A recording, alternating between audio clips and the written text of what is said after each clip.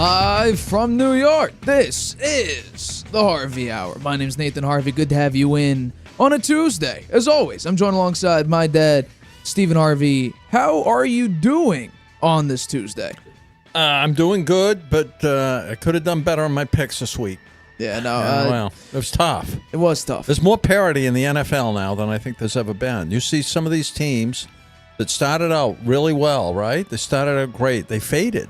I picked teams that won early, and they faded, and they've been losing. The Bills are a good example Bills of it, right? are a great one. Yeah. Some teams have turned it around or are surprisingly very, very good. Although, when you talk about surprisingly good, I mean, I said the Texans would double their wins. They're projected to win 10 games this season. It's amazing. C.J. Stroud, we're going to talk about a little bit later. Their C.J. coaching, Stroud had a phenomenal... their coach could be the coach of the year, I think. I think he's a rookie coach, shot. too. Yeah, absolutely. Yeah, it's amazing. Also, what's surprising, he's defensive as well. He was the DC of the 49ers last season, D'Amico Ryans. So, for some reason, some coaches, it just works. Now, there's question marks. Ron Rivera, Sean McDermott, even Bill Belichick. There are other defensive coaches, Brandon Staley, that just don't work. Could it be that young quarterback, young coach, it just works? Saleh. Robert Saleh, I would say he has the wrong quarterback and a poor offensive line, but other than that, he's got his side of the ball correct. So, I mean, people are discussing whether or not to get rid of Robert Saleh. If he's they gave up 27 points last night. But it's the Chargers. He also got sacked 8 times. Zach Wilson got sacked 8 times. It's kind but in terms of the defense, they did give up 27 points. They did. But also, Herbert had like 160 yards. As long as the Chargers didn't turn the ball over and give Zach Wilson 25 yards to try to score, it's very, very hard to lose when your quarterback is getting sacked 8 times and losing a couple fumbles. That was a horrible game last night. It was a horrible game. But it's weird. Primetime games, some of them. Not very, very good. However, let's jump into our first topic because... talk about another horrible game. Yeah, another pretty bad game. So the Patriots fall to 2-7. Yikes. After 20-17 to the Commanders. The Patriots were driving late in the game when Mac Jones delivered a shot that hit wide receiver Juju Smith-Schuster in the hands and bounced in the arms of safety Jartavius Martin, to seal the win for the Commanders. 2-7 is tied for the worst start to the season the Patriots have had in the Bill Belichick era. I have something for you here. I think it's important. I have a white flag. Is it time to wave this white flag and finally give up on the 2023 season and look forward to 2024? Is it time to wave it? I'm not ready to wave the flag just yet. Wow. I think if they lose in Germany on Sunday, then yes, I'll be waving the white flag. I'll give them one more game. Okay. Right? Losing 7 games, if they won the rest of their games, right? They 2 and they'd be 10. They'd win 10 games. So I don't think it's going to happen, but there is still a flicker of hope. And you look at the Lions last year, right? Didn't they get to were they at 2-7? 1-6. 1-6. And then they went on a winning streak. Well, I don't know why the Patriots didn't win on Sunday. It's really bad. They really laid an egg. I mean, they had a great opportunity. The Commanders just traded their best 2 defensive players to other teams. They had 2 new guys in there.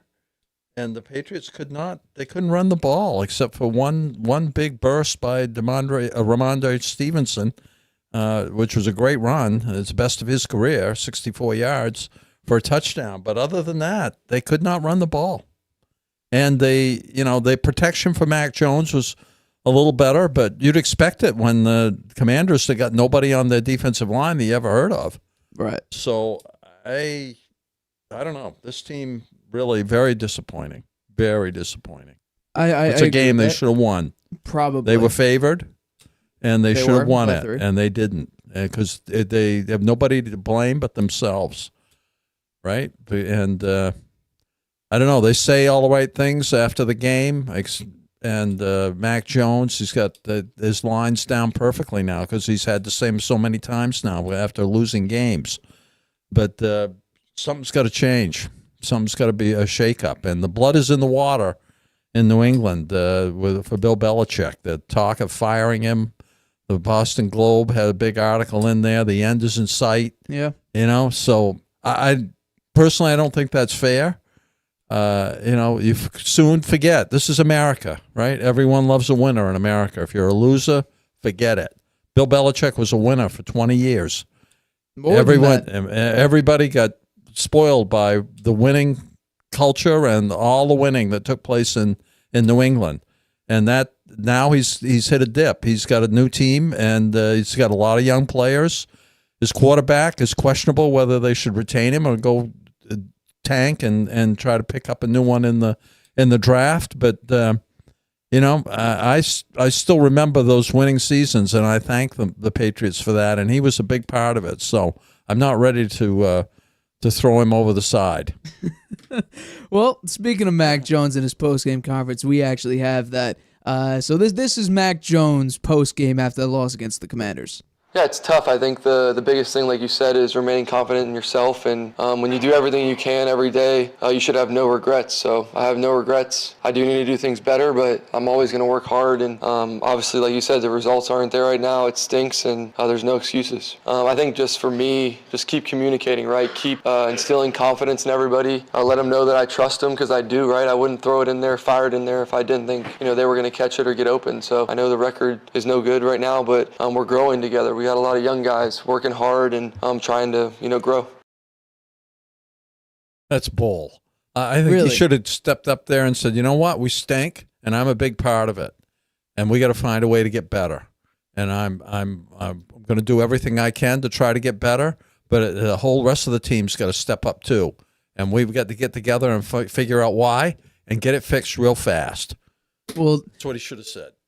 The problem with him saying that is that he's the quarterback of the team, and especially with Bill Belichick as your head coach, that culture isn't about calling out specific guys. And he kind of said that too. He sort of took a shot at his receivers. Himself, he stinks. He makes a lot of mistakes. He does. He does. Wide open throws. He misses the throw. One throw on the first drive. This is the NFL. One throw on the first drive of the game. That did not cost them the game. There was also a slightly I think we're over exaggerating it here just because of the fact that they're the New England Patriots. There was one slightly underthrown ball that was a floater to Ramondre Stevenson in that game.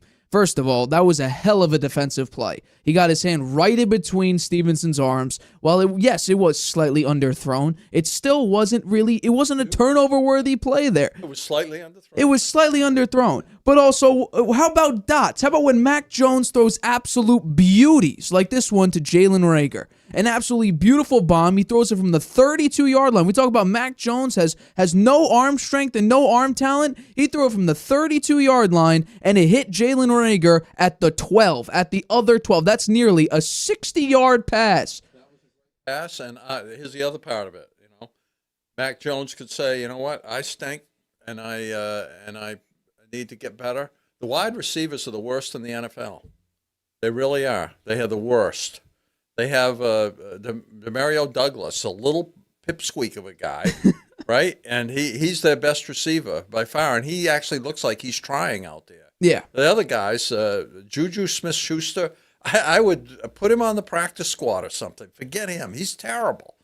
Parker, he's always hurt, and he lets him go through his hands too. He can't catch anything. Get him out of there too. I actually have that. At the post game they were asking, where is Booty? Why? How the hell? Belichick said he had a great practice. The best practice he's had so far. Best practice. So why the hell didn't you let him play? Come on, let him get out there. What do you got to lose now? I'd let him get out there, play with Douglas, right? Play the young guys. Thornton, he looks like he's a dud. I told you. Yeah, he is. He can't get any separation. He doesn't run his routes well. He's just fast. That's all. Right. He's not a good receiver. Right. He can run fast. Yeah. That's not the whole battle, guys. Yeah. You got to be able to catch the ball too. You got to be able to get open, get some separation. Yeah. Yeah. He can't do that. So why they have him out there? Well, give somebody else a try. There was, like you mentioned before, there was one horrible throw that Mac Jones had on that fourth down that was a turnover on downs. Tyquan Thornton was open. That was a complete misfire. However, one play on the first drive of the game, that didn't lose them this game. Also, you bring up horrible route running. Tyquan Thornton also ran. Was he step dancing or running an out route? I'm not too sure because he tried to make a move to the outside and it looked like he was tap dancing. This is the NFL, like you said. Receivers have to be somewhat competent. Also, on that Juju Smith-Schuster throw, if you go through social media, and Jonathan Vilma, I respect him as a player. He was a great defensive player for the New York Jets.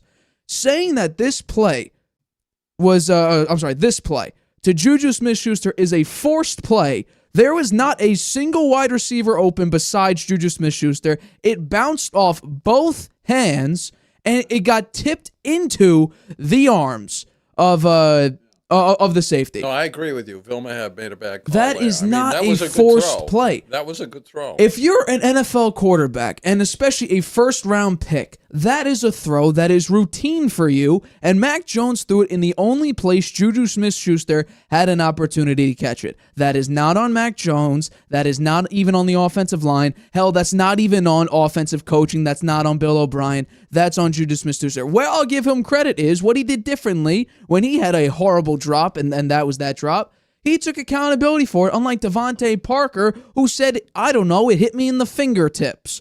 He took accountability, and I could at least respect that. It's nice. I'm glad he did that. The other thing I'd point out here, Nate, in this game is the quarterback comparisons here, right? Okay. We have Sam Howell, who has been brutally beaten the whole season. Yeah. Right? He has the most sacks of any quarterback in the NFL, I believe. Maybe they didn't sack him much in this game, and he tore him up, right? 29 for 45, 345 yards, 1 TD, and 1 interception. Yeah, he had a great game. By the way, he is the most sacked quarterback by 13. By the way, 13 by the way, sacks. He's tough. Yeah, he's tough. Yeah, he's an up and coming quarterback. He's somebody that is really gonna do well once he gets a decent offensive line. Look out for him. Yeah, right. He's going to be right up there, and he showed it on Sunday. He had that bad interception, right? He came right back from it. He forgot about it, and he did very well. On the other hand, Mac Jones, 24 of 44, 220 yards, 1 TD, 1 interception. Those stats look better than he played, I think. I think those stats make him look better than he played. Really? People are saying the stats make him make it look worse, but I'll say this, okay? I didn't think he looked too good. He did not look good. Offense is stagnant, and it's bad. You know what? Maybe I'm a little too tough on him. His receivers stink. They're terrible. Okay, they are the worst in the NFL. Probably. On the other hand, Washington has some very good receivers, right? They have McLaughlin, or what? Terry McLaurin. McLaurin, right? And then they have the Dotson, the rookie, who has done well. So they have somebody you can throw it to. They also have Logan Thomas at tight end, who is very, very reliable. They also have Brian Robinson, who's a pretty consistent running back as well. I will give you that. This season in its totality has been one of, if not the worst. By the way, in that game, the Patriots, they had 0 defense. They gave up the most yards all season by 40. 40 yards more than previously. By the way, offensively, wasn't actually absolutely horrible.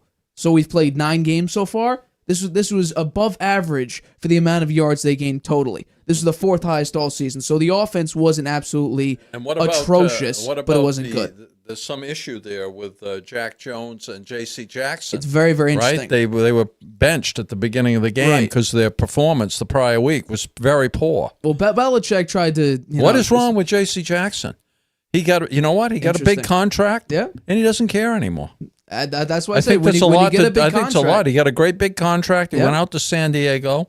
To the Chargers, Los Angeles Chargers, and he didn't have it, and he was a healthy scratch a couple of times. Maybe the Patriots should have looked a little harder at that before they took on that contract and brought him to New England, because now they're having the same problems with him. Well, I mentioned how he's not playing hard. I mentioned how it was very funny that every fan and everyone who has 2 sets of eyeballs, or hell, even one eyeball, could tell you the one glaring issue the Patriots have had is a reliable receiver.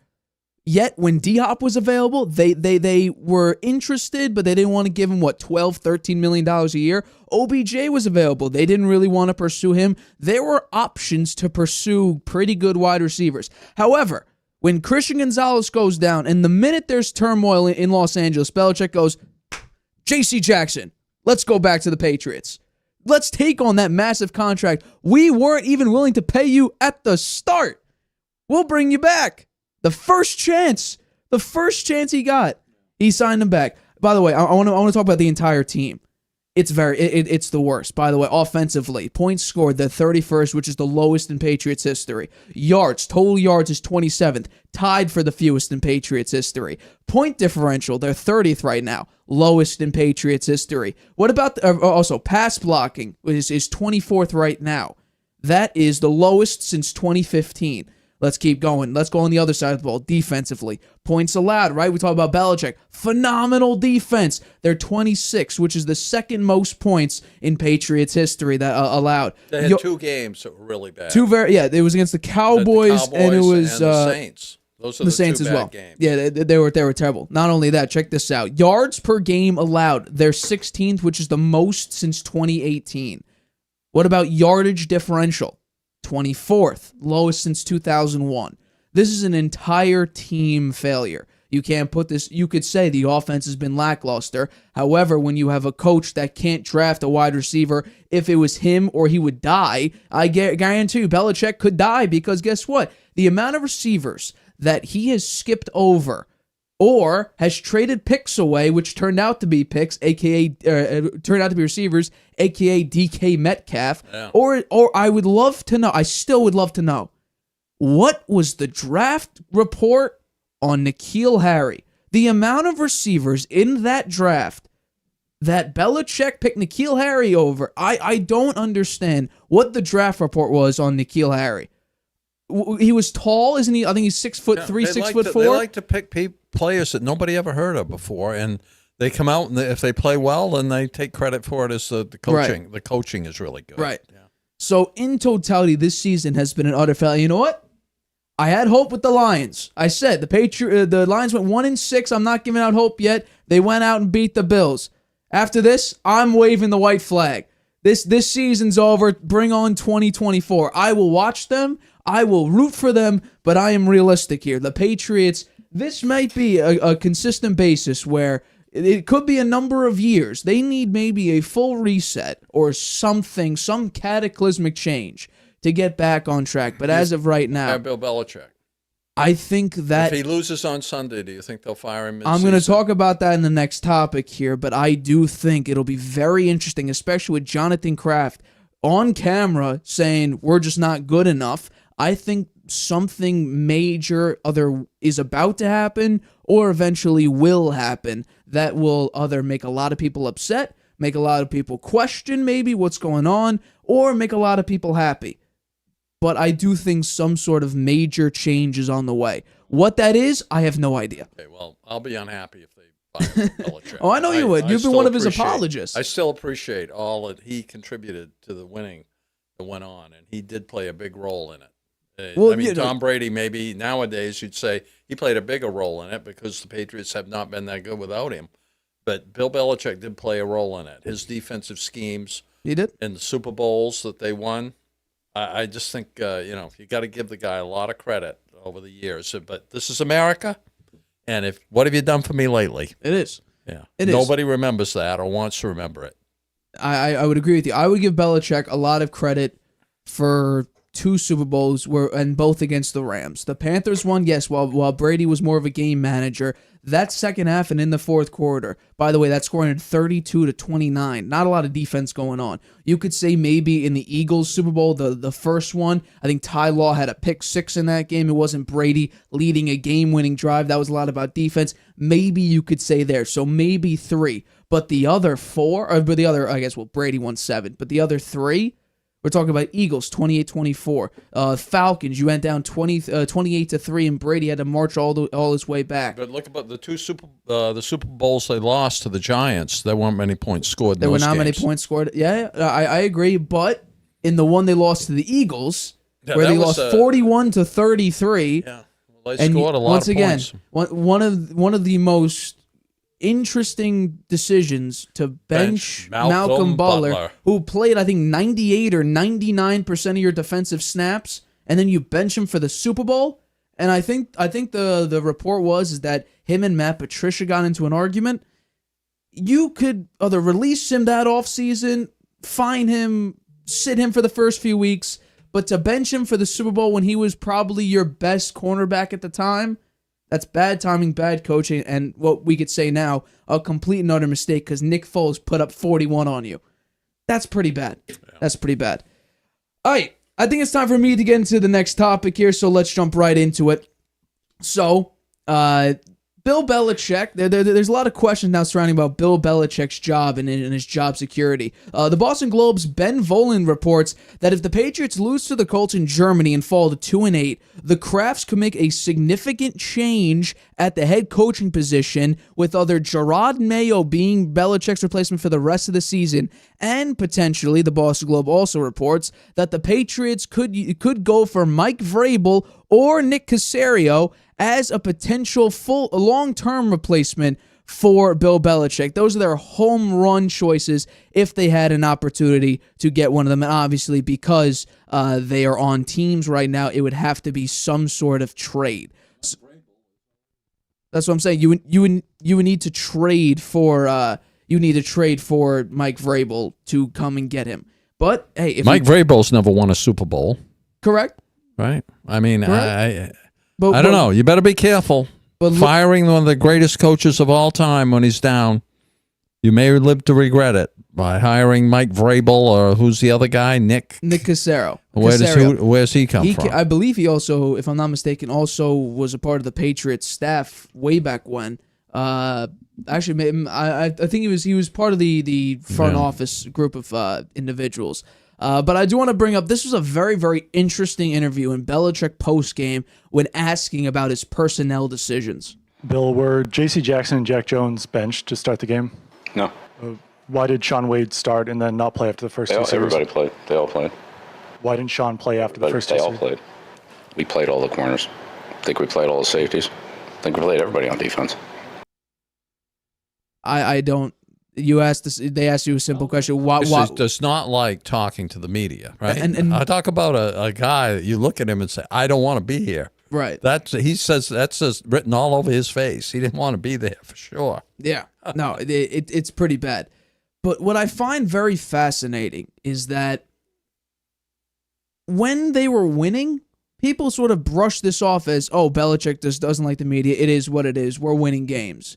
Now that they're losing, and there's a lot of questions about decision-making and personnel decisions, because guess what? They're losing horribly, and especially in this game, they got embarrassed on defense in basically every stage of the game. Now, I think a lot of people are now getting mad, like, give us some answers finally, and that just hasn't been Belichick's MO for his entire coaching career. Never been right after the game, but in his press conference during the week, sometimes he's more communicative. Even in this week, he was asked again, what was the decision? Were they benched due to performance? And there was no real answer there. I don't understand it. Now, I think it was. I think he benched him for performance, and that's it was what people deservedly say. so. They played terrible last week. They did play horrible. So I don't know. Do you think Bill Belichick could be fired before the season ends? I guess anything's possible, but I hope not. You hope not. No, I don't want to see that. I think that would be bad. What do you think? Not appropriate. The guy, he has a legacy, and he has 300 regular season wins. He's having a bad season. It happens. His team has one of the toughest schedules in the NFL this year, right? And he has a lot of injuries too. He lost his two best defensive players right early in the season, right? He lost Kendrick Bourne. Now is out with an ACL. Now they've had quite a few injuries on this year too that have hurt them. I will give you that. What do you think of potentially Mike Vrabel coming in there, or even Gerard Mayo? Why would they pick Mike Vrabel? What the hell has he done? He is not that great a coach. You know, he's stuck with Tannehill, Ryan Tannehill all these years. Should have given up on him several years ago. The guy is he's well past his prime, and he has not played well. I think they made the right decision going to Levis. We're going to talk about that later on, right? Yeah. Going to him and making him the starter. He's the future, and he looks good out there. Yeah. So I'm not sure why you pick Mike Vrabel as your played well for the Patriots. He's done okay as a coach. He never made it that deep into the playoffs. He hasn't won a Super Bowl. Yeah, Bill Belichick won 6 Super Bowls. True. Yeah. True. Here's why I think that going to Mike Vrabel wouldn't. First of all, I do think because of the fact that Jonathan Kraft was seen mouthing, "We're not good enough."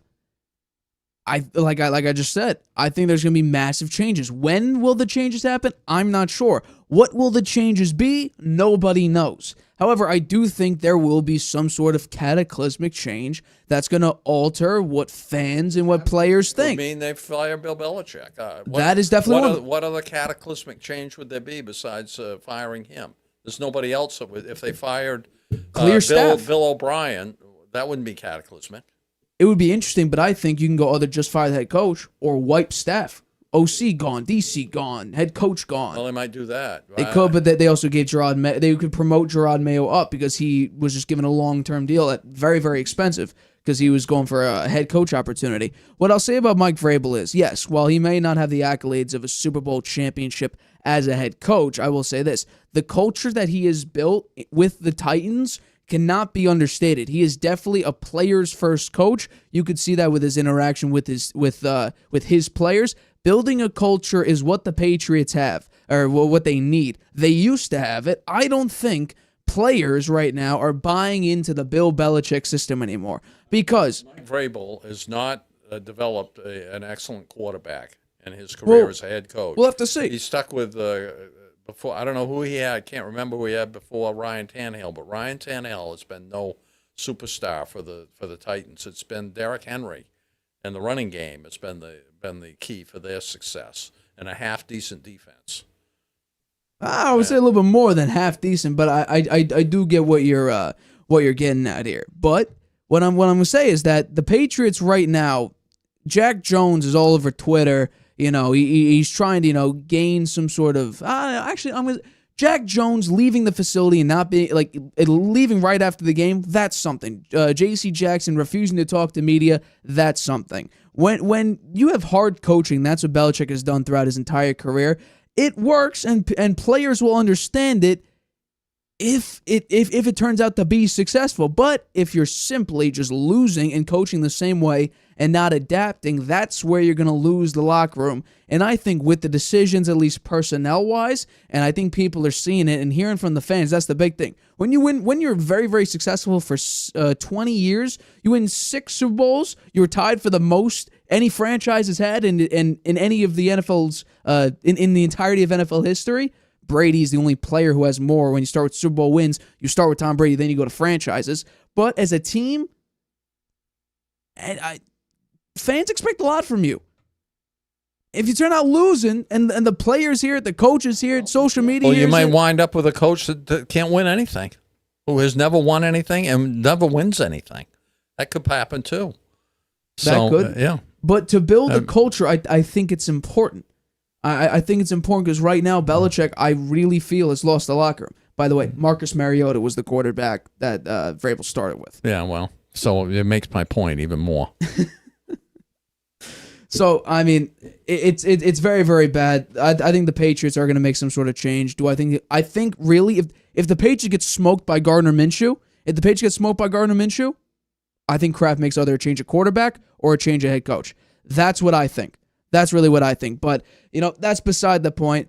So we're going to take a quick break. In an online world where online privacy matters more than ever, NordVPN has your back. With its military-grade encryption and lightning-fast servers, you could surf, shop, stream without a worry. But it's not just about privacy. It's also about freedom. NordVPN allows you to connect to any one of their 5,000-plus servers across 60 countries. Whether you're a worldwide traveler, a content creator, or just someone who values their digital space, NordVPN is a must-have tool to have in your online arsenal. And guess what? NordVPN is offering an exclusive deal that provides you with top-of-the-line online safety and security for 65% off plus 3 extra months with no additional cost. Also, they offer a 30-day money-back guarantee. So why wait? Don't compromise your online safety and freedom. Join the millions of people, including myself, who trust NordVPN and experience the internet the way it's meant to be, safe and open. We will be back right after this. Whether you're just discovering your voice or taking your show to the next level. You know what the world needs to hear. All you have to do is say it. With Spotify, set up your podcast. Your food podcast. Your mindfulness podcast. Your never thought you'd get this far podcast. And watch those sparks fly. I put a picture of the comment. Drop the episode anywhere people listen. And find out who they're cooking with. Where they're finding inner balance. And why they love your show. You're already a creator. Now you can create, connect, and get paid for your passion with one single free tool. Spotify for podcasters. Talk where the world listens.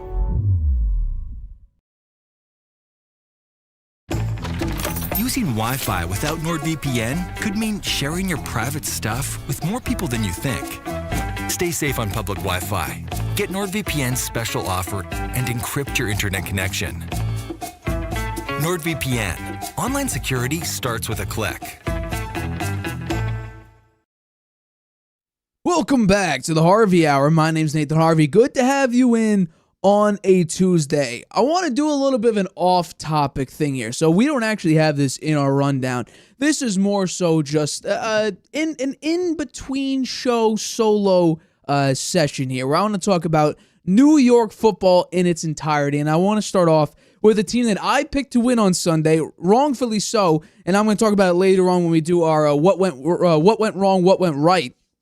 So the New York Football Giants fell to the Las Vegas Raiders 30-6.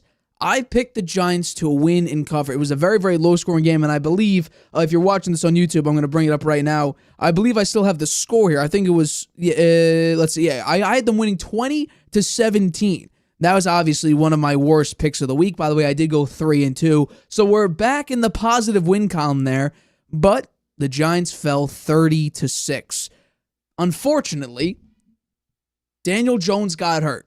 Daniel Jones was set to start. He came out in this game. The first couple throws were not that great. The first throw sat in there, overthrown. I was like, okay, yep, it's either Daniel Jones is not 100% or he's actually terrible. Well, you can't really say anything bad about Daniel Jones now because he got hurt, but it wasn't that great. He went 4 for 9, 25 yards. He did take 2 sacks, had a 51.6 passer rating, but the good thing is he had no turnovers, so that's a positive there. Then here comes Tommy DeVito, because Tyrod Taylor, I believe, just went on IR. It wasn't available for this game. It was Daniel Jones or it was Tommy DeVito. Daniel Jones ended up getting hurt, so it was all on Tommy DeVito. I'll say this. Props to Brian Daboll for finally allowing him to throw the football. He went 15-20, 175 yards, 1 touchdown, but he did have 2 interceptions. The reason why I picked the Giants in this game was because I felt like the Raiders had way too many moving parts. Way too many of them. You had a brand new OC. You had a brand new head coach. You had a brand new quarterback. You had a brand new culture you're trying to build up.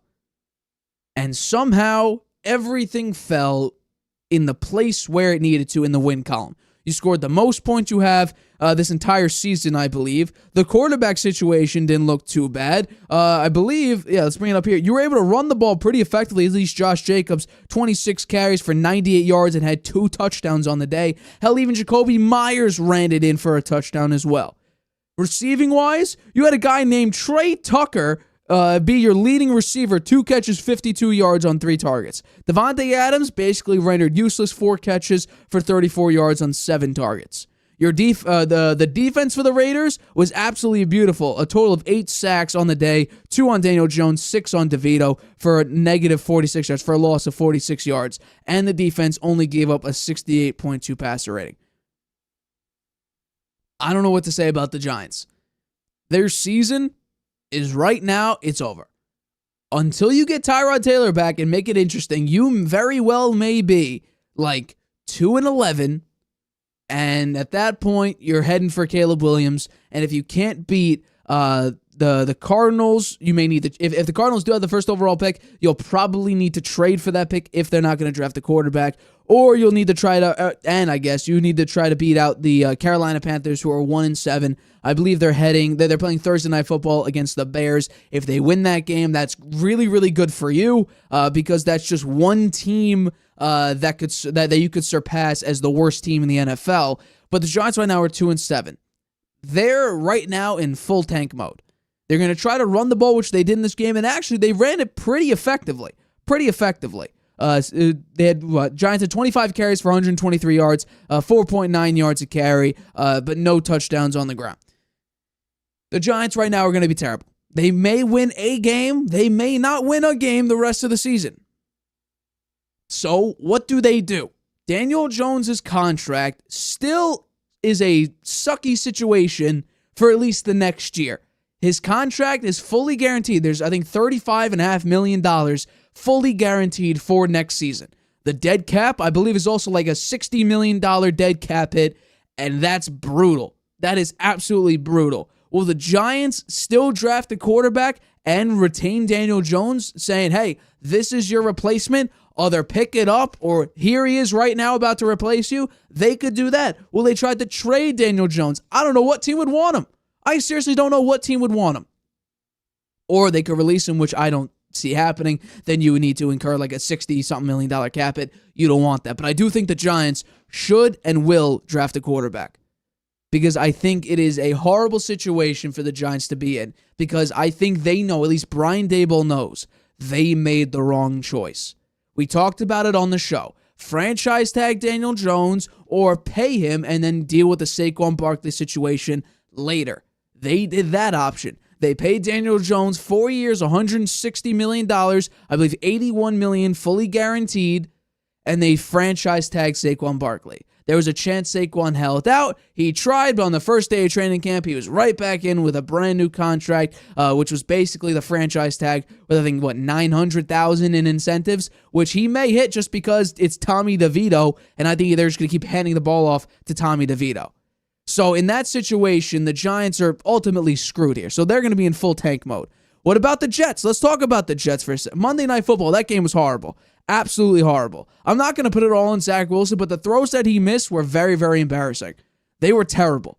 He did get sacked 8 times. The offensive line's bad. Zach Wilson's not the answer. The defense didn't really help you in that regard. 27 points given up to the Chargers. However, they did hold the Chargers to one of the worst offensive performances they've ever had, at least in yardage-wise.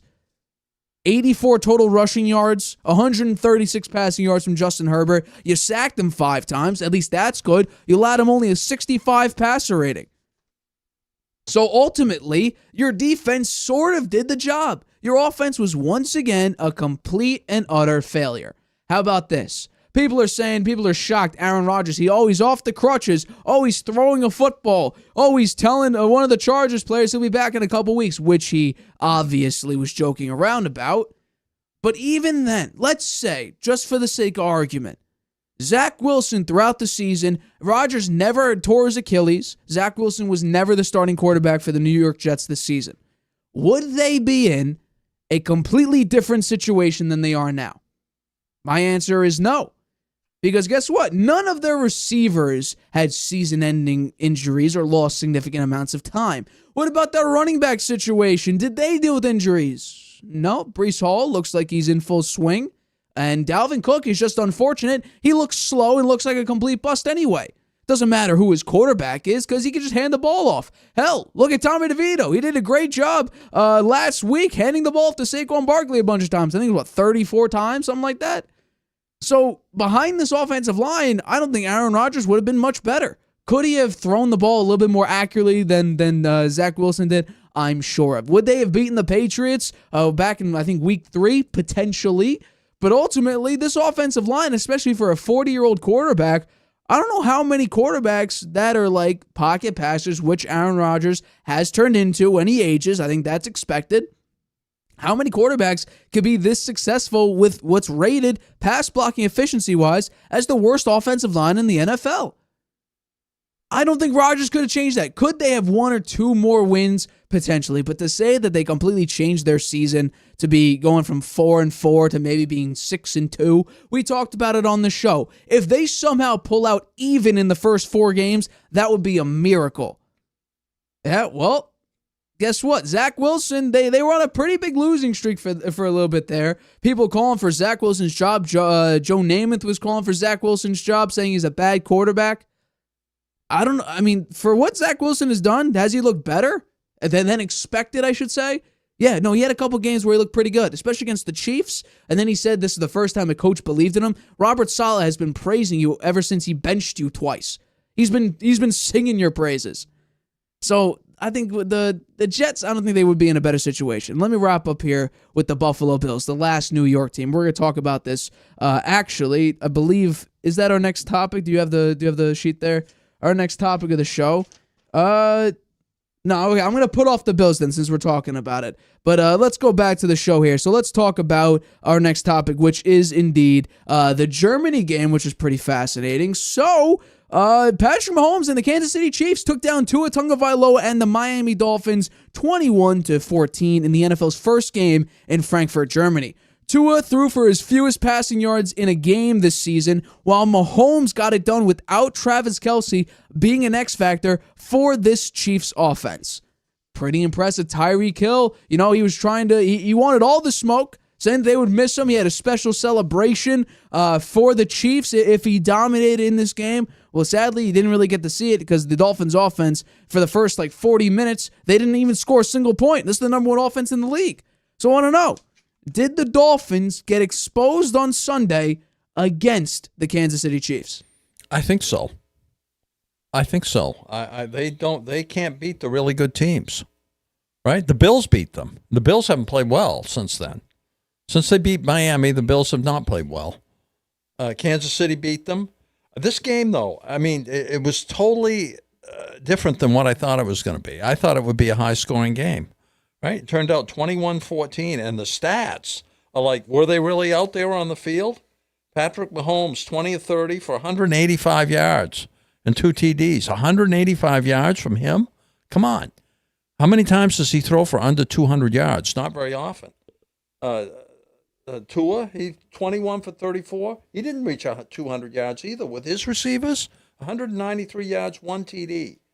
Tyreek Hill, he's already broken 1,000 yards in 8 games, right? He had 62 yards in this game. 8 catches, 62 yards. Pedestrian for him. It's like he didn't even play. Right. And on the Chiefs side, the number 1 receiver had 3 receptions for 34 yards. Yeah. Come on. What kind of game was this? It was boring. That's what I'd say. Well, it's not a high-flying game, but it did come down late in that game. Tua was driving, and then there was a missnap on that 4th down, which was... Yeah, it was close at the end, which was exciting. But in Right. terms of, high-flying, lots of long passes and exciting plays, this game didn't have it. This was the 7th lowest passing yards that Mahomes has had in his career. Yeah. But it's the lowest since 2021. So, there you go. I think the Chiefs' offense has sputtered this year a little Absolutely, bit, right? It has not 1000%. been what it is because they don't have the elite wide receiver. They don't have somebody this year that's an elite wide receiver. Right. The Hardman guy is pretty good, but he's not elite. He's more of a They have special... Travis Kelce. He's their special elite guy. receiver, and they need Taylor Taylor Swift Swift to be at the game. Come on. Yeah. That would have made all the difference in terms of more yardage. They would have been up there where they normally are. Well, when I was reading the breakdown of the game, I mean, he was a no factor in this game. He had I have it right here. He had 3 catches for 14 yards. He only had 4 targets in the game. He actually was second most on his team. But 3 catches for 14 yards? Yeah, I know. And also the 3rd down efficiency. Neither team any good.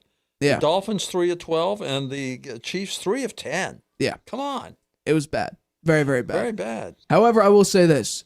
In the first half, it looked like the Chiefs were about to put up 40. The Dolphins' defense could not stop Mahomes for the life of them. They put up 21 points in that first half, but somehow you flip it around in the second half, the Chiefs don't score a single time. Not a single time in this game. I really think, and honestly, there was always question marks about this Dolphins offense, especially when they went up against the Bills. Can they beat good teams? And then they went up against the Eagles. They scored 17 points. What, the number one offense is scoring 17 points? What's going on here? I think now we have an answer. The next opportunity to go up against an elite team will be against the Dallas Cowboys in Week 16. If they lose that game, the last 3 games of the season, versus the Cowboys, at the Ravens, versus Buffalo, I think right now there is a very, very high likelihood that the Dolphins go 0-3 to finish out the year. And you know what? You know what that means? They're going to be first-round exits in the playoffs. Because guess what? The playoffs are all good teams, generally. The 6 and 7 seed, especially the 7 seed, they may have just snuck in. But ultimately, the Dolphins will be, maybe, depending on who they play, first-round exits and then absolutely second-round exits. Just because, so far this season, they haven't beaten any good teams. If they go 3-0, then the narrative is flipped around again. That the Dolphins, okay, maybe the first 3 games against good teams, maybe that was just figuring out how to beat good teams because the schedule's maybe a little bit easy. You play the Chargers, you almost lost to them. Then you play the Patriots, the Broncos, the Giants, the Panthers, and the Patriots again. Maybe it's the fact that you didn't play such great teams that you weren't accustomed to playing the Bills and the Eagles and the Chiefs. Well, now your final 3 games against the Cowboys with a ferocious pass rush, the Ravens, who maybe look like the best team in the NFL, if not just in the AFC, and then you play the Buffalo Bills again, who you lost 48-20 in.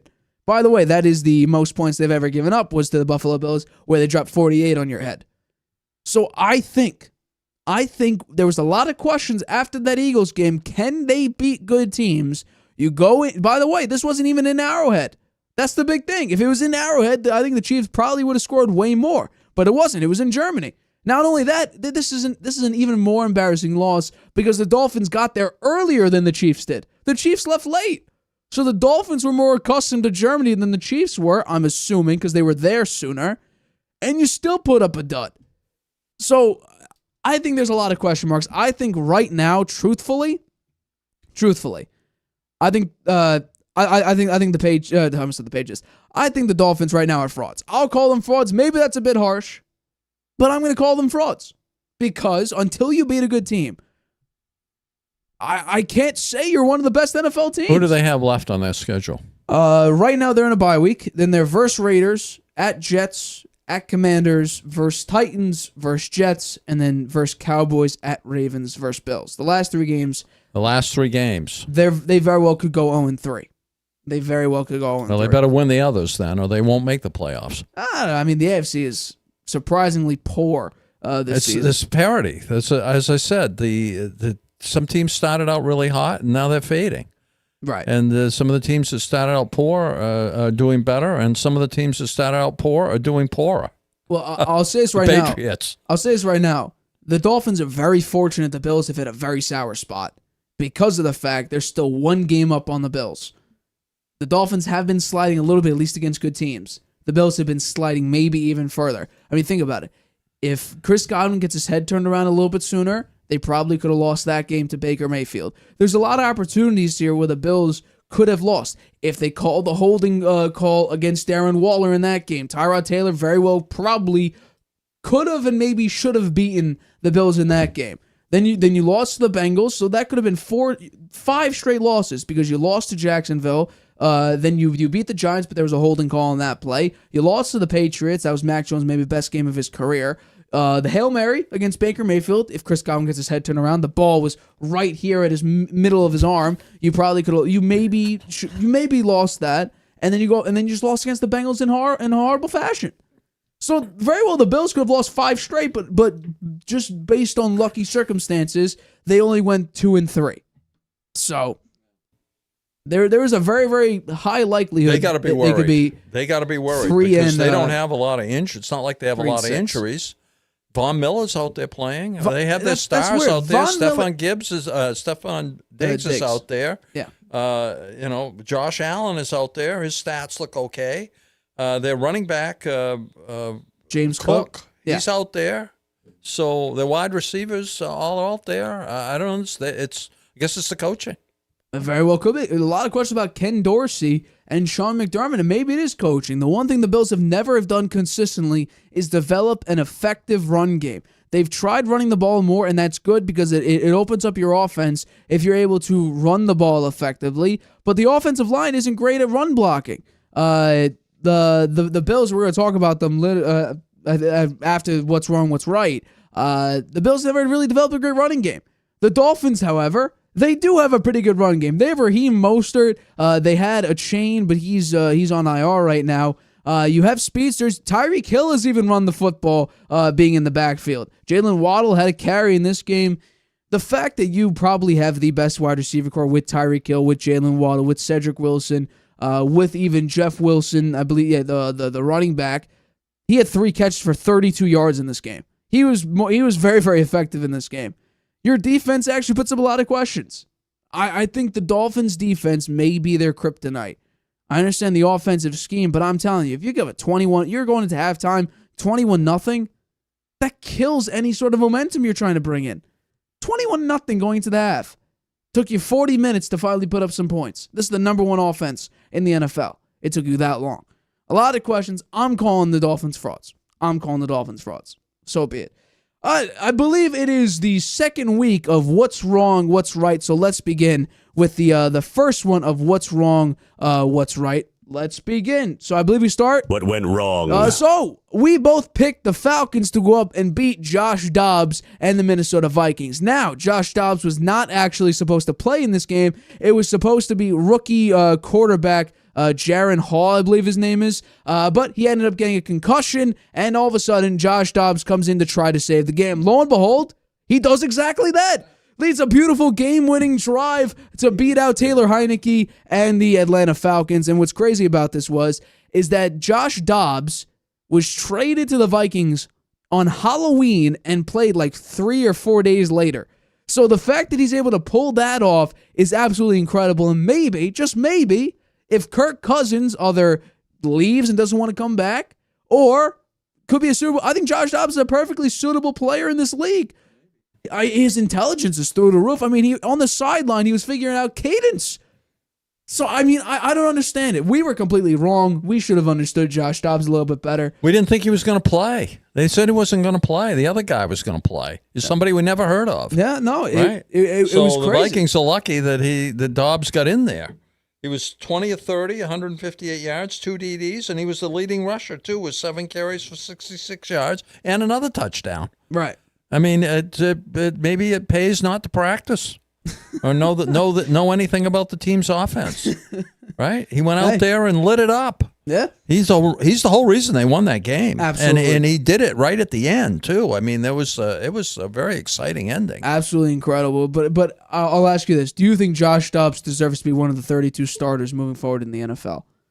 Is he like? Well, he's going to be the rest of this year. Long-ish term starting. I mean, the Vikings Vikings coach was so happy. Kevin O'Connell, he was so elated. happy. He was hugging the guy. What a wonderful job you did. I mean, it was an amazing it was job. Incredible. He knew nothing about their offense. Yeah, he went out there and made some nice passes. Yeah, right. Hey, he is a bright guy. I'd give him a chance. Sure, he's the starter of the rest of the year there for sure. Not only that, he was also the leading rusher for the Vikings. He was doing basically everything. The only thing he wasn't doing was catching his own passes. It was a phenomenal performance with Josh Dobbs. Hey, we were wrong. We picked the Falcons to win, and Taylor Heineke. I'm glad he had a good game. Absolutely. The magic was on the wrong side this time for Taylor Heineke. Oh, well. But let's move into a little bit of a positive here with what went right. What went right? So at least for me, CJ Stroud, I picked him to be the number 1 overall pick in this past year's NFL draft. And by the way, he is proving me right. CJ Stroud set the single game rookie record for passing yards with 470 and tied the single game passing touchdown record with 5 in this game against the Tampa Bay Buccaneers. He also led a beautiful game-winning drive with 46 seconds left in the game. The Texans also had 2 timeouts at the time, but still, he went up the entire field and scored a touchdown to beat the Buccaneers. A defensive breakdown. I saw on Twitter, or X, whatever you want to call it, a lot of people calling for Todd Bowles' job. Definitely an embarrassing loss, but I think this says way more about the fact that C.J. Stroud is the guy rather than the Buccaneers just fell apart. What do you think? I agree 100%. C.J. Stroud, 30 of 42, 470 yards, 5 TDs. Yeah. Baker Mayfield had a decent game, 21 of 30, 265, 2 TDs. He just was outplayed by Stroud. Stroud was the number 1 ranked quarterback this week. Yeah, 147.8 passer rating. He's definitely the rookie of the year. He's going to get the rookie of the year for sure. I think he deserves it. Yeah. He's going to get it for sure. I mean, he has played over his head, and I remember his first snap was in a preseason game against the Patriots. He looked terrible. He looked horrible. He looked horrible. I said, wow, this guy's got a long way to go. But wow, he's caught on, and he is playing as well as anybody in the league. The best quarterback last week. Absolutely. And by the way, we mentioned that his draft stock, there were people were questioning whether or not he was smart enough cognitively because that S2 test that he did horrible on. He said, well, I'm not a test taker. I go out and play football. Well, I guess what? He's proven all those people that said he wasn't a great quarterback because of his cognitive ability, failing that S2 test, doing horrible on it, so much so that he's actually performing extremely well. In this game against the Buccaneers, they had 3 receivers over 100 yards. Tank Dell, 114 yards, 2 touchdowns. Dalton Schultz, former Dallas Cowboy, 130 yards and a touchdown. And Noah Brown, a former Cowboy as well, 153 yards and 1 touchdown. Also, Nico Collins, he didn't have the yards. He also had a touchdown on the day. Well, I mean, what a performance for C.J. Stroud and the Houston Texans. I mean, those receivers are not big-name receivers, right? Nico Collins is not a massive name, but he's not a horrible receiver. You know, how is it that C.J. Stroud, a rookie, can throw to these guys like this, and Mac Jones is no luck at all, huh? Is it the offensive scheme that has something to do with it? Maybe. How about the offensive line for the Texans? Do they have a good one? I would say, I've defended Mac Jones, but I'm willing to say this. C.J. Stroud is a significantly better quarterback than Mac Jones. Yeah, I agree. I think that adds another layer to it. Yes, while protection and talent around him may be a little bit better. By the way, I said Tank Dell is a very, very interesting piece. I don't know if I picked him in the first round, but I did say that Tank Dell will be interesting no matter what team he goes to. I think talent, while yes, it is unknown, they are very talented people, but I think having that quarterback to take them to that next level, there could be a baseline of talent, but being able to put them at that next level to succeed, that's something only a certain selection of quarterbacks have, and I think C.J. Stroud has it. And I'll also this. He's got it. I'll add what went wrong? A section to this topic because I put him out of my top 10 because they were slipping a little bit. I was wrong in that regard. He is the top 10 quarterback in this league, and week 12, week 13, he'll be back on my top 10 list. Let me list. ask you this. Go right ahead. Great quarterbacks, right? Yeah. Don't they show they're great early on? Early on in their career. Little inklings, yes. You can see certain things. No, but generally they play well early on, and the great ones do, right? Yeah, I would say that. The great ones play well early on. Montana played well early on. Tom Brady played very well early on. Mahomes. First season starting 5,000 yards, 50 touchdowns. Yeah. C.J. Stroud. Justin Herbert, first game of his career, wasn't even expected to start. He duels Mahomes until the very end of that game. Yeah. Joe Burrow. I mean, there were inklings there as well. Yeah. Trevor Lawrence. Trevor Lawrence. Well, he first Urban Meyer was a mess. Urban Meyer was a complete mess. Lamar Jackson. He went 5-0 in his first season, replacing Joe Flacco. Yeah. So the really good ones, the great ones, show it early on. They have the certain something that makes them great. I'll say this. They show it right off the bat. Are you hinting Mac Jones is great? No, he's not great. He started pretty good though. Yeah, not like C.J. Stroud.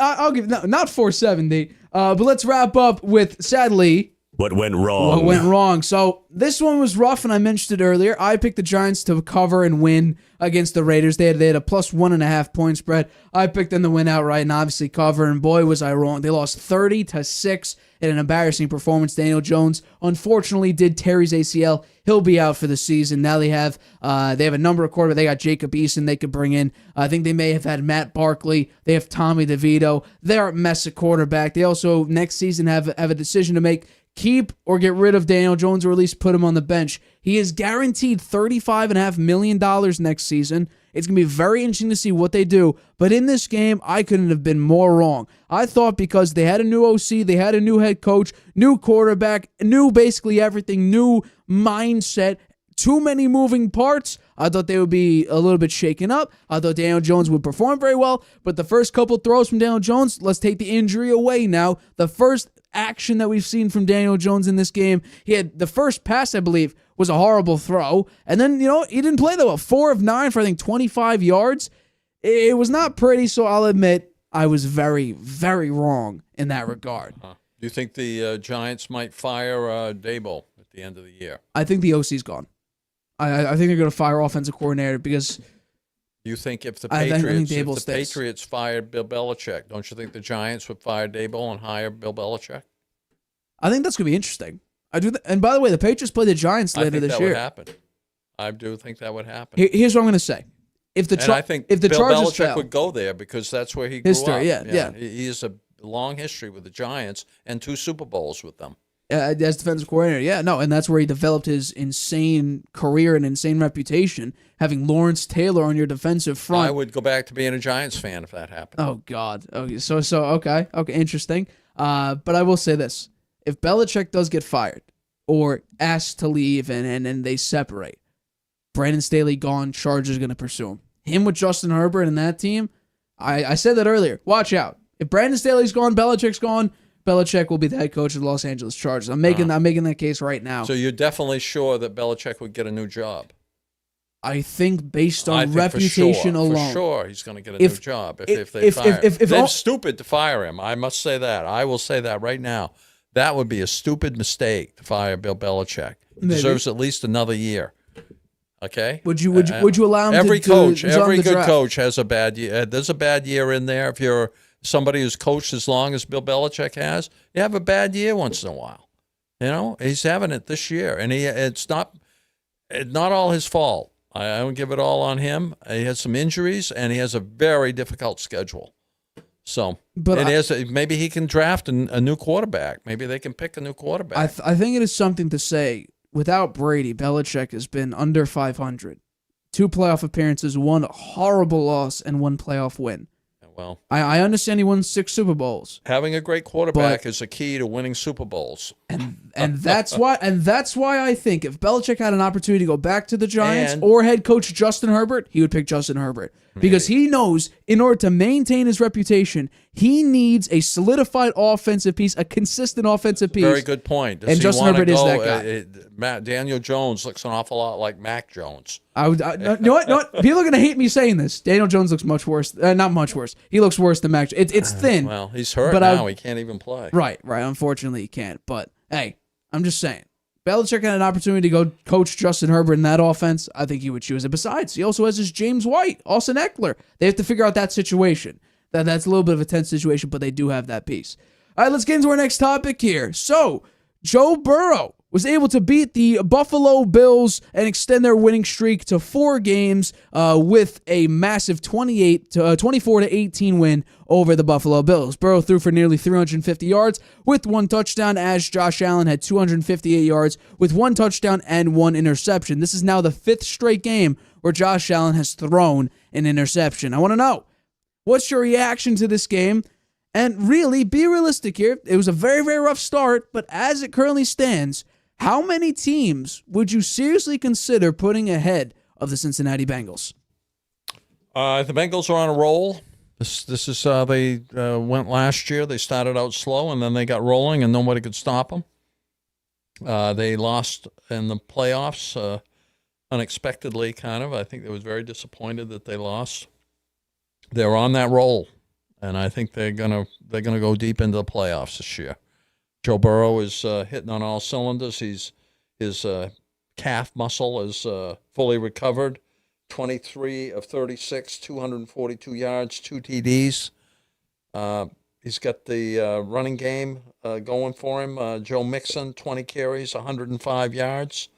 Jamar Chase, who I picked to be the offensive player of the year, I'm going to be wrong on that because it's too deep in the season now, and he hasn't done anything too spectacular yet. Who knows? Maybe he will. 5 catches for 61 yards and a TD. He's got the tools. He's got the talent.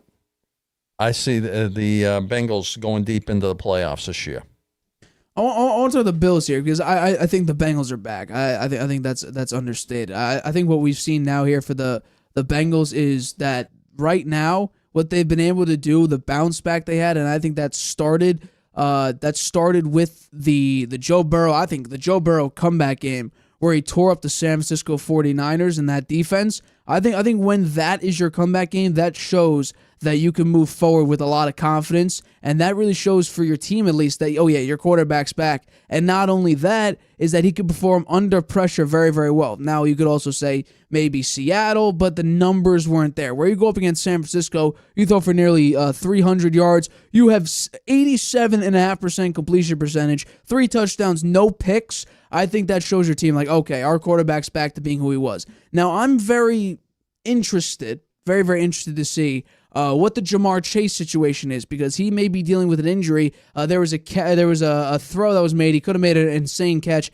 He landed on like his elbow or his lower back. There is a chance that he could be out for maybe a couple games. Although he did say he's going to be there for his teammates, which is always a good thing. But obviously, right now, I'm not sure anyone knows exactly what his status will be moving forward. But to go tear up the 49ers defense, then followed up with 70% completion percentage and nearly 350 yards, 2 touchdowns, no picks against the Buffalo Bills, who have a pretty good defense. I think that has a lot to say of where the Bengals are going to go. And I agree with you. They will probably go deep in the playoffs. That is my guess. They will go very deep in the playoffs. Now, will it be they go up against Patrick Mahomes? Maybe. But will it be an Arrowhead? I don't think so, because I think right now, the number 1 seed probably will end up being the Baltimore Ravens. Now, I understand the Kansas City Chiefs and the Ravens have the same record. However, I think the way the Ravens have been playing, I think they deserve to be the number 1 seed. And late in the year, I guarantee they probably will have the number 1 seed.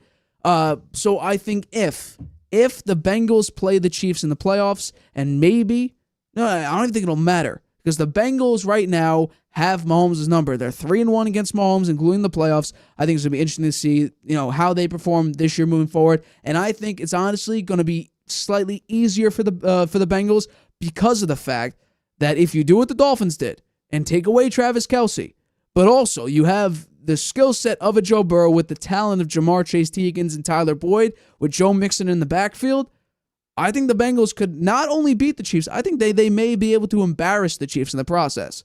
Now let me get with the Bills.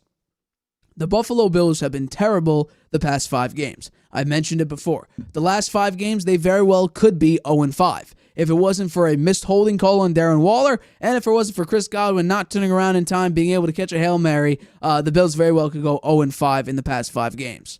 Fortunately, their division is terrible. The Jets don't have a quarterback, the Patriots don't have a team, and the Dolphins somehow are still on top because of their incredibly hot start. The question is right now, can they win enough games to make the playoffs? Right now, they're not in the playoffs because every single team in the AFC North has a playoff spot at the moment. Fortunately, the next 2 games should be pretty easy. They're home against the Broncos and home against the Jets. Now, I understand the Jets beat them in Week 1, but that was in New York on 9/11 with Aaron Rodgers getting hurt. The offense wasn't tailored to Zach Wilson. They've been watching film on Aaron Rodgers because he was expected to be the starting quarterback. That was an entire mess. I'm not sure a lot of teams could really, based on those circumstances, contain themselves in that environment at the time, especially on Monday Night Football, the first of the season. So you're versing Broncos and you're versus the Jets. Then you're at Eagles, then a bye week. Then at Chiefs, then versus Dallas. Then you're at the Chargers, and then you're home against the Patriots. Sadly, that'll probably be a win for the Bills. And then you're at Miami. So you close out the year after that bye week, even before the bye week. You very well could win maybe 2 games. So you would end up going 2-4. 2-4 to end your 6-game season right there. I don't know if that'll get you a playoff spot, especially with the AFC North being the best division in football. You have the Ravens 7-2 leading the division. Then you have Pittsburgh, Cleveland, and Cincinnati all tied at 5-3. Every single one of those teams right now in the playoffs. It's gonna be very, very hard if you begin to slip even the slightest bit to make the playoffs this season. Yeah. Well, I say one of the big disappointments for the Bills is Von Miller. Fair. He hasn't done anything. What's he done? I haven't heard his name called in any of these games. Has he gotten any sacks at all? This season, he has no sacks. No sacks. He's played 5 games this season. Yeah. Maybe his knee, maybe it just has not come back all the way. I don't know. Or maybe he's favoring it or something or worried about it. But he's played poorly. Yeah. I'll completely agree with you there. So I don't know. I think the Bengals, I think a lot of people feel more confident about, as they should, because I do think they are back. The Bills, on the other hand, I think it's danger. I think the red alarm is going off. Red alert. There's some trouble there. We'll have to wait and see. You have 2 games where you can get things back on track. You can get back to your dominant ways. You're home against the Broncos, who they have an improved defense. The offense isn't great, and you have the Jets, who offensively a complete mess, especially at the quarterback spot. So the Bills could get back on track, but I don't know. The Bengals, they're already there. All right, let's move on into the news that broke literally right before the show. Mike Vrabel announced to the media that Will Levis will be the starting quarterback of the Tennessee Titans moving forward, and Ryan Tannehill will be relegated to QB2 and Will Levis is backup. Now, a little bit of context here. Will Levis is averaging 250 passing yards a game with 4 touchdowns, only 1 interception on the season. That interception came on the last play against the Steelers, where he was trying to make a play happen. He threw it right to Quan Alexander for the interception. Ryan Tannehill, however, is averaging 188 passing yards per game with 2 touchdowns and 6 interceptions on the season. This is kind of a stupid question here, but I gotta ask it. Does Will Levis give the Titans the best chance to be successful? Absolutely. He looks like a very good young prospect. As we said, the best ones show it early, and he's showing that he has the confidence and the arm. My God, the guy's got a rocket arm. He threw some very deep balls, beautiful passes. He's got a wide receiver out there in D-Hop that can make the plays. I say put him out there, and he's the future for that team. And it's best to get him out there now. Their season's not going so great. Maybe he can help them turn it around. Being beat by the Steelers is nothing to be ashamed of. Steelers have a great defense. T.J. Watt, right? They have him. So I don't think that was that was a tough team to go up against in your second pro start. So I say, it's a small sample size right now, but I'd say give him the chances. Get him a lot of snaps. See how he does the rest of this year, and he should be your quarterback going into the future. I completely agree with you. The fact that he's getting pressured the second most in the league right now, nearly 50% of his dropbacks he's being pressured on. I mean, that's something to say. Not only that, the Titans this year in totality are throwing the ball much deeper than any other NFL team. Take away Will Levis, who has attempted the highest percentage of deep balls. Ryan Tannehill. If you include Will Levis, he takes the number 1 spot. More than 1/4 of his passing yards are passes of 20 yards or further. 28% of his passes are 20-plus yards. The kid is throwing the football. You have guys like Colin Cowherd in the draft prospect who said that he didn't like the fact that Will Levis was flexing his muscles, taking shirtless selfies or whatever the case may be. Who cares? How do you play on the field? Now, there were questions about his decision-making. Well, if you put him with a coach like Mike Vrabel, who is a player's coach, develops a great culture, this is a potential expected outcome for the Tennessee Titans. Now, here's a big question. We're going to obviously make our picks on Friday. The Buccaneers are 1-point favorites at home against the Titans. Will you be willing to pick, especially after a soul-crushing loss against the Texans?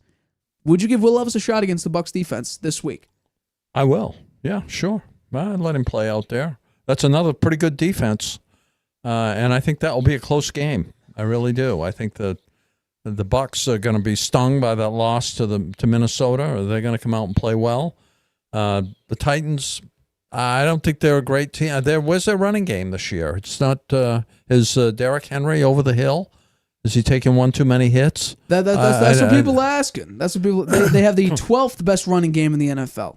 Yeah. 26th best passing game. Well, that was Ryan Tannehill, large part of that. Now I think they'll come up some with Levis. Absolutely. The way he throws it. Wow. I mean, we did what went wrong, what went right for us last week, and we said after the win that Levis had. I believe it was against the Falcons have been dealing with such crushing losses lately. You lost to Will Levis having a phenomenal game. Then Josh Dobbs comes in here and ruins your day. 2 straight weeks of just unlucky nature for the Falcons. But I will say this. We both said in the what went wrong, what went right, back in the draft, we said Will Levis should go 4th overall at least to the Indianapolis Colts. The Colts wanted to go more mobile, so be it. He got pushed all the way to the second round. Second round. By the way, they picked Peter Skoronski. I can understand that their offensive line sucks. I hate to break it to you, the offensive line still sucks. They are one of the worst. They used to have the worst offensive line, at least in pass blocking efficiency. Who was the Patriots' first-round pick? The first-round pick this year was Gonzalez.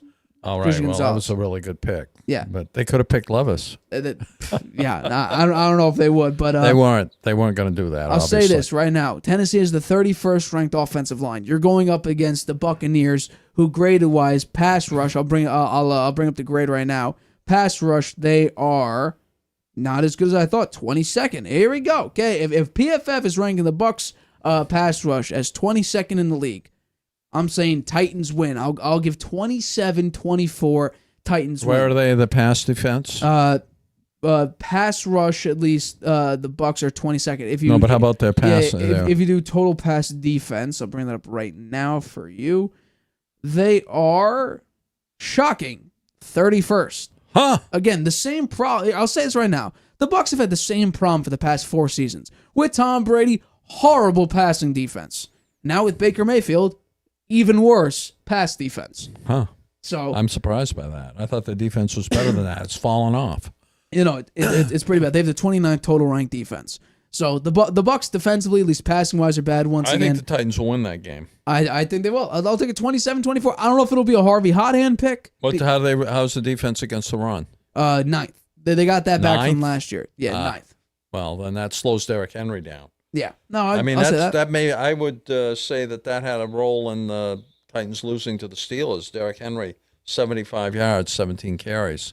If he'd had 25 yards and 110 yards rushing, they probably would have won that game, I think. Not only that, the Steelers can run very, very effectively. Jalen Warren had a great game. Najee Harris had a great game. Yeah. So I'll also say the Titans defense couldn't do a great job stopping that run. So could we see Rashad White or I don't know if Chase Edmonds is hurt. He came back. Chase Edmonds could have a good game. There's some questions to throw out there. Whether or not the Titans could pull out this win, but Will Levis is getting his, I believe this is his 3rd straight start, and I'll give you props. I was a little bit, I don't know if Mike Vrabel will make this move, whatever. Maybe next season he will. You called it. Will Levis should be the starting quarterback of the Tennessee Titans, and you nailed it right on the head. And on cue, we talked about it last week. On cue, the first opportunity Vrabel had, he made Will Levis the starter, and he even said, "We see things with Levis." Yeah, obviously you see it. It's not hard to see. He threw 4 touchdown passes his first game. Huh? Yeah, no, it's... some long passes there, too. Really long passes, right on the money. Yeah. What, 2 50-yard passes? I thought that the knock on him was his accuracy. Man, I didn't accuracy see that. Decision-making. He played for Kentucky.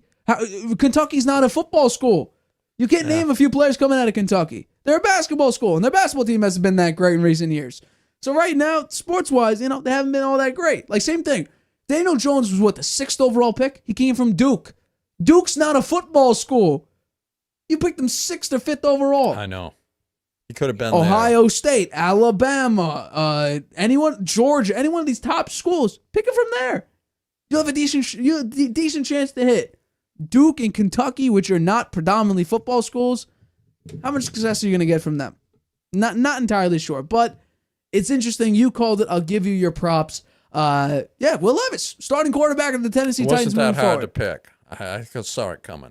I mean, I knew it was going to come. First if he'd thrown 4 interceptions instead of 4 touchdowns, probably not. But he threw 4 touchdowns. Now, I'll give you that, but I will say this. I knew it was going to happen. I didn't expect the first opportunity Vrabel got to make him the starter, he would do it. So, in that regard, I guess I could say... the way Ryan Tannehill's played the last me. couple of seasons, it wasn't a hard choice. Yeah. No, even then, though, people, ripped on us a little bit for saying, he was the number 1 seed in the AFC, led him to a playoff game. The first game, he threw 3 interceptions. The first pass in that game was an interception. Terrible. He played terrible. Ryan Tannehill has not been that great. Let's keep it 100 right now. With the Dolphins, he was a cataclysmic failure. So much so he's considered a bust. He comes in, he has the highest pass rating in a season in NFL history. Doesn't really amount to anything, really, but he did have that. I will say that. That's a fair... It was a flash in the pan. Literally, yeah, I'll give you that. All right.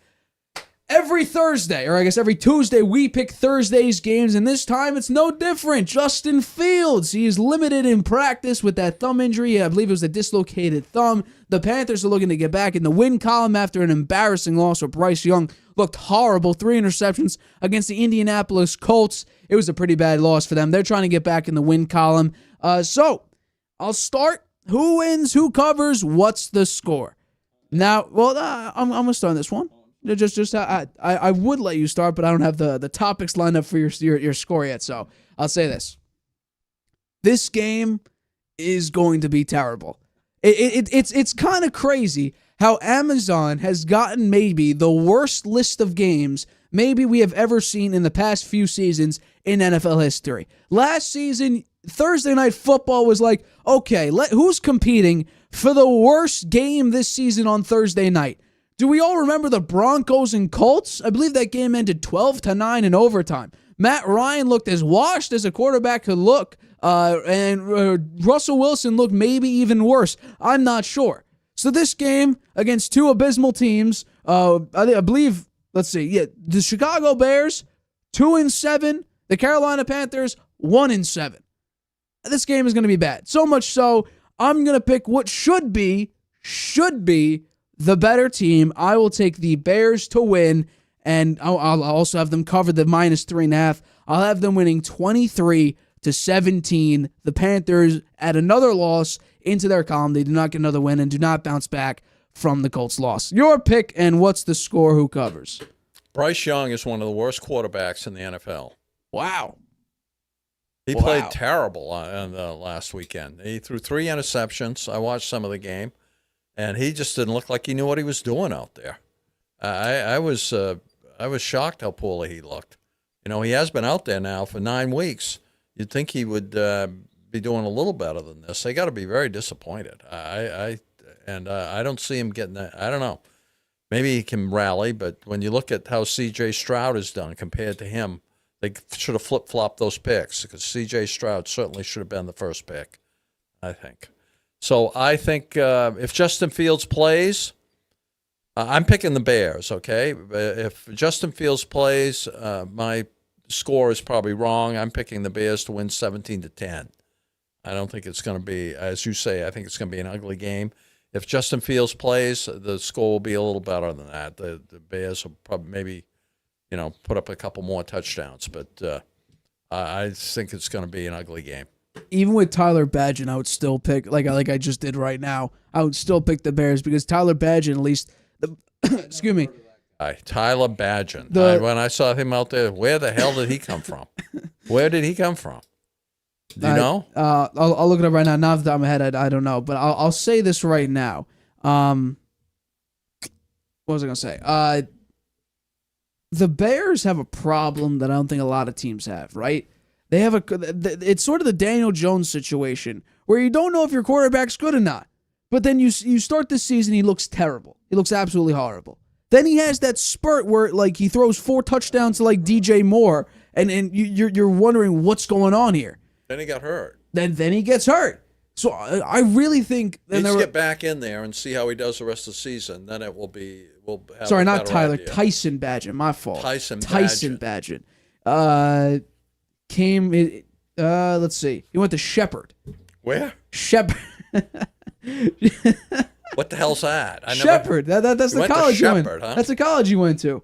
The last person to get drafted.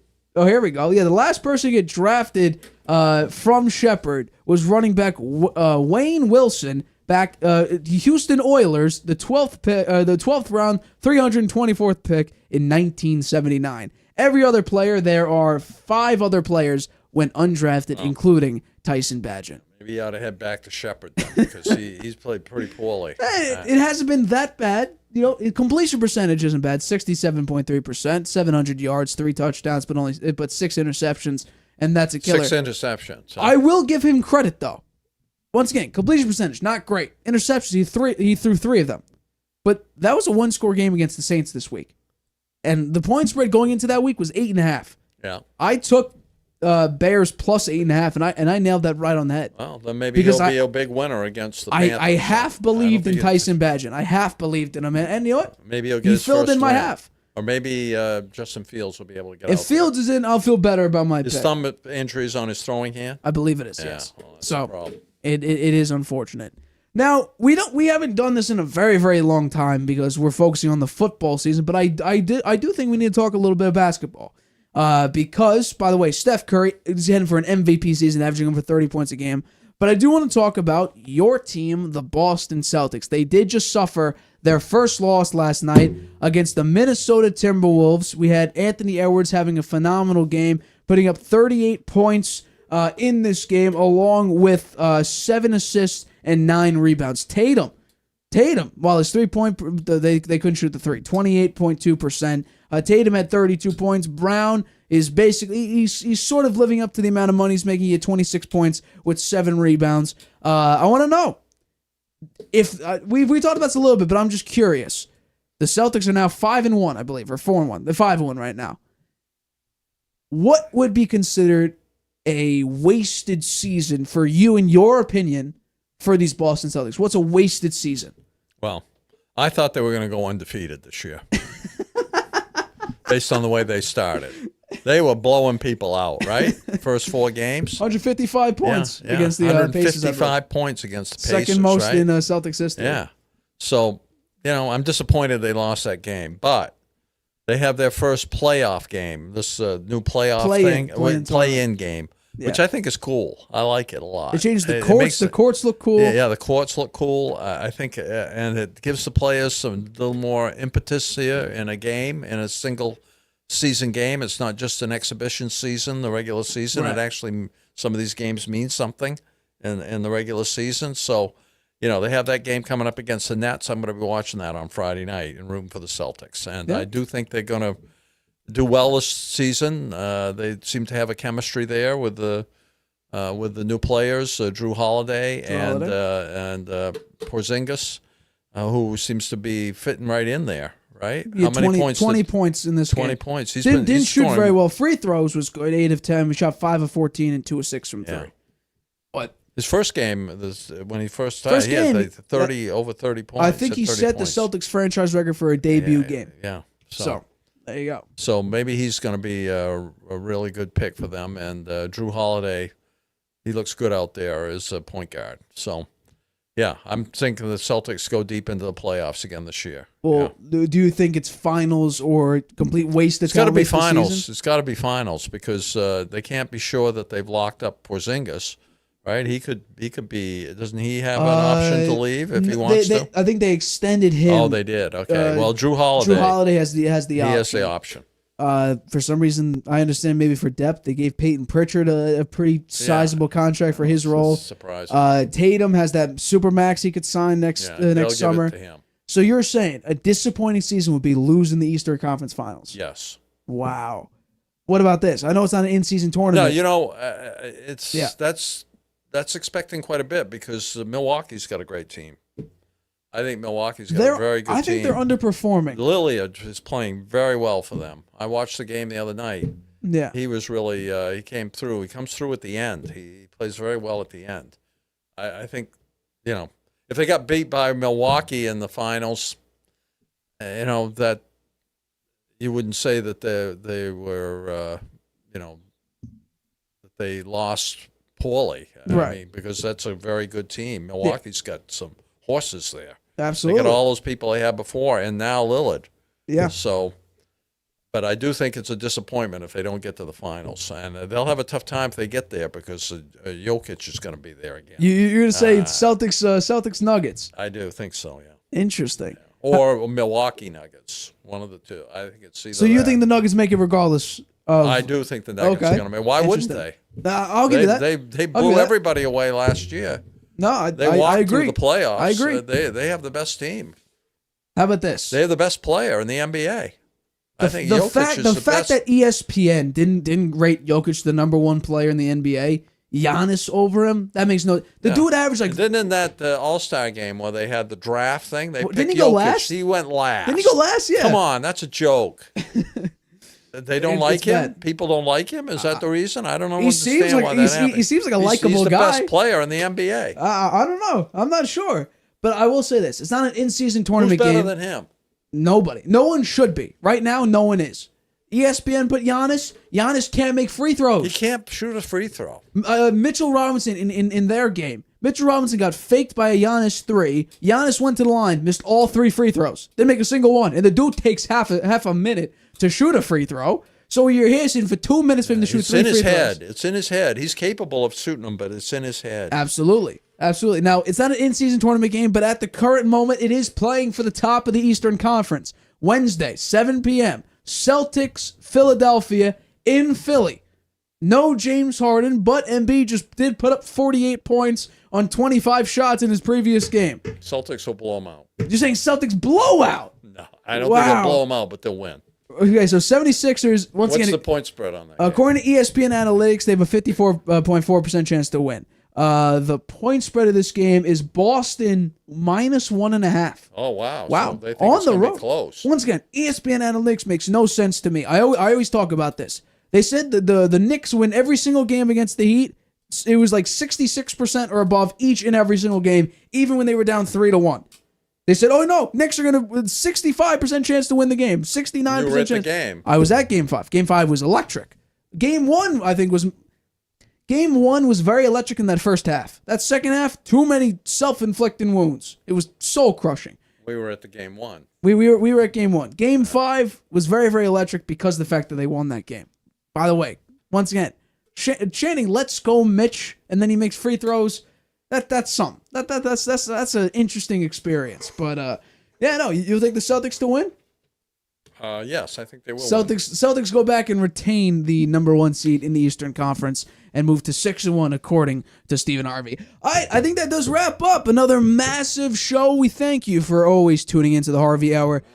Hour and a half, yeah. Thank you for always tuning into the show, whether you're on YouTube, whether you're on Spotify or Apple Podcasts or wherever you get iHeartRadio. We're all over the place here. So we thank you for being a watcher. We thank you for being a listener to the show. And as always, or 2. You could subscribe. Yeah, I will give you that if you're watching on YouTube. Links are always in the description. You could also help us out down below. If you how about this? We've done this twice on there. I've done this twice. You've done this once. If you want to submit a question into the show, you could use the link down below to send in a question, and we will answer your question live on the Harvey Hour. If you want to do that, that's always an option. But for this episode, and as always, my name's Nathan Harvey. That's my dad, Stephen Harvey. You can catch us Friday, 6:30 p.m. Eastern. I'm doing a brand new version of Nate's Notches. It's going to be a little bit different here. Nate's Notches is coming back. We make our AFC and NFC final standings predictions of the 2023-2024 season. We also feature some NFL games that we believe are going to be the hottest topics. My Harvey Hot Hand is back on track. Went 3-2 this week. Thank you to the Eagles. Thank you to the Bengals, and thank you to the Browns for covering. Thank you to all those teams. But for this episode, my name is Nathan Harvey. That's my dad, Stephen Harvey. We are the Harvey Hour. Friday, 6:30 p.m. Eastern, right here on YouTube. Hi, Grandpa. Using Wi-Fi without NordVPN could mean sharing your private stuff with more people than you think. Stay safe on public Wi-Fi. Get NordVPN's special offer and encrypt your internet connection. NordVPN. Online security starts with a click.